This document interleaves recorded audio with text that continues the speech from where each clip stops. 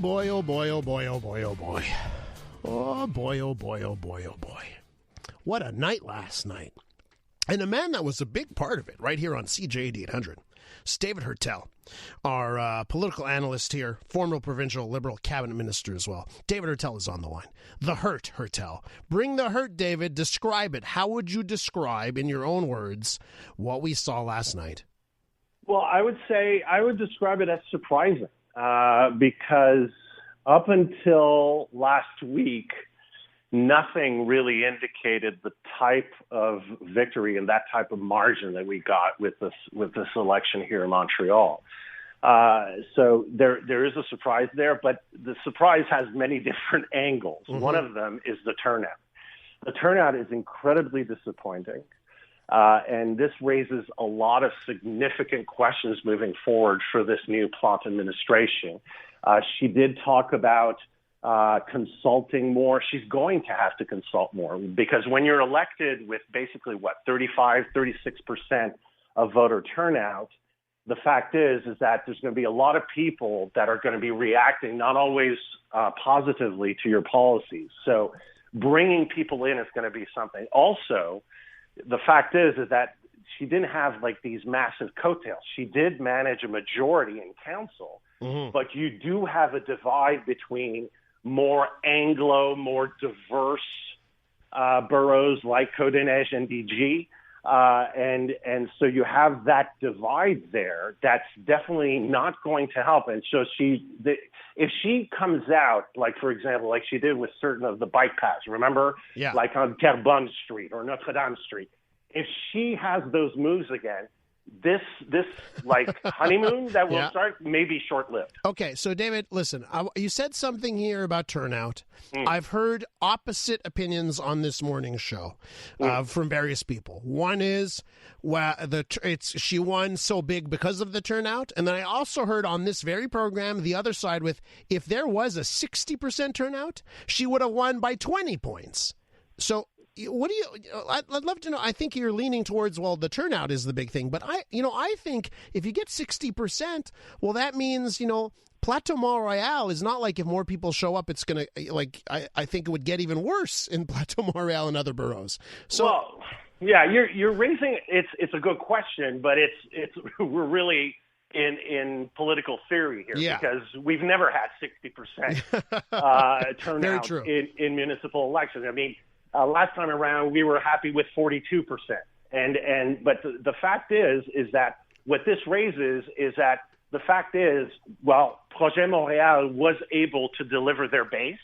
Mm-hmm. The fact is that people, and remember the original polling, and this came out even from Projet Montréal internal polling, was that Montrealers were about 50-50 on being satisfied with the Plante administration, and 56% of Montrealers were saying that they wanted change. So what happened in this campaign says a lot about the fact that the ballot question was not clearly defined by the opposition. And the fact is that there was no enthusiasm and no real reason for people not interested in the Plante administration to go out and vote, while the Plante administration and Projet Montréal managed to get their people out to vote. The wonderful voice you're hearing is David Heurtel. We're talking about the results from election night. David, so what happened? Your take on why the Coderre vote seemingly crumbled? In terms of political strategy, I think that Denis Coderre started off, early in the spring and summer as very policy-minded. Remember, he came out with the big book and a lot of big ideas with the big book. A lot of collaborators, a lot of policy wonks were in on it. But at the end of the day, and that's something you always need to do in politics, you have to define yourself and define your opponent. And Projet Montréal and Valérie Plante was very good at defining herself and define why her supporters should go out and vote for her. But Denis Coderre failed to define both himself and define the opposition, define Projet Montréal as something that needed to be ousted. And I think that's the key, because at the end of the day, just saying, well, I'm Denis Coderre isn't enough. Yeah. And so I think that's the key here. In terms of political communications, you saw Denis Coderre and Ensemble Montréal just throwing things at the wall every other week, hoping it would stick. Once it was public security, then it was leadership, then it was cleanliness. I mean, it was just scattered. And it wasn't a clear message to get people excited and say, you know what? We need change. I'm going to go out and vote. I'm going to get my friends to go out and vote as well.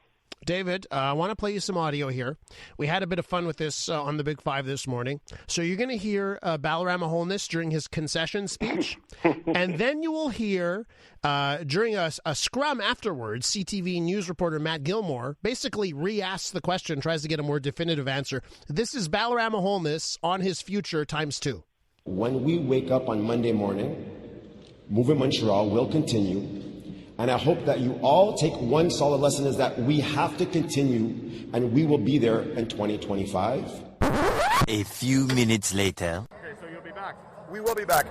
Montreal, Movement Montreal, we will be back. Whether I'm going to run again, that's to be determined. To be determined. Is Balarama Holness going to run again, David? Another clip you should get is the 2013 clip of Mélanie Joly saying she would stay in municipal politics. Yeah. A few minutes later. I mean, again, he's playing around. He's playing with words. The movement will continue. We will continue. I was particularly stunned by during his speech when he said, now you can learn to know more about our candidates. I mean, that's what a campaign is for. And so that was bizarre. But he's playing with words, and I mean, he has no seats in council. So I don't see, he definitely has gained a lot of name recognition, but 4 years is several eternities in politics. He has a voice. He now has established himself as a player in Montreal politics, but to think that he can just play with words, it's the same thing. It harkens back to this wishy-washy position on bilingualism. Yeah. Once it was a referendum, then it was consultations, then it just fell apart. So, two things. One, the saddest part of all this is that Mouvement Montréal logo was really good. It was a great logo, and it's going to go nowhere. But you bring up, you brought up Mélanie Joly, right? And what she said in 2013. So let's go down that path. David, and this is something we've discussed before, but you are a federal party in this country. Which one of them would have Balarama Holness as a candidate? Right now in this political climate, I don't think you're looking at Balarama Holness as a candidate in Quebec, in Montreal, federally. What I'm preoccupied more about is that if Balarama Holness decides that he wants to be the voice of diversity and Anglophones in Montreal, provincially, this could be a huge challenge for the Liberal Party of Quebec. Because let's just say, because, we've heard it on CGAD a long time. I was talking about this with Aaron Rand last night.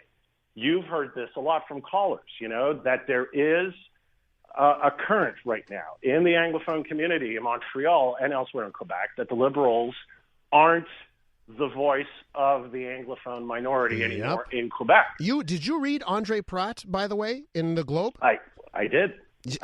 And I read him, and he was speaking to me because I've been saying it on air. The Liberals have gone too left, and they've forgotten that they're a pro-Canada party. They've done both of those things. And boy, it's a real head scratcher. David, I'll leave you with something here. I have the update on Côte des Neiges NDG. You want to hear the update? The most refreshed page in Quebec right now. So it's 299 of 299 polling stations counted. They've counted all the polling stations. Okay? I'm pausing for effect, by the way. Even like Alex and Jay are looking at me. They can't wait. A lead now of 83 votes for Projet Montréal's Gracia Kasoki Katawa. Wow. 83. So obviously this is going to go to recount, I imagine, or some sort of thing. But if you're Lionel Perez right now, What are you thinking, David, to wrap up here quickly? Well, what you're thinking is that definitely there's a play here. Like, you have to look at the votes that a guy like Joe Ortona got. And because last time I checked, Joe Ortona had got over 100 votes. So if you're talking about an 88 vote difference, there it is. Yeah.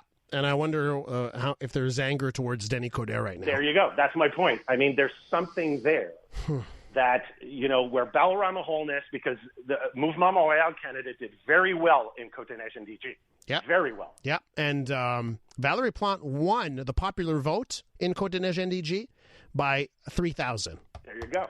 So this is one of the more diverse and English-speaking boroughs, the most populous borough, and you had dissatisfaction on the Anglophone side, and it expressed itself towards Balarama and in the Loyola district by just a few votes, but those votes may have made the difference with Joe Ortona. Heurtel, we'll talk real soon, man. Thanks for coming on.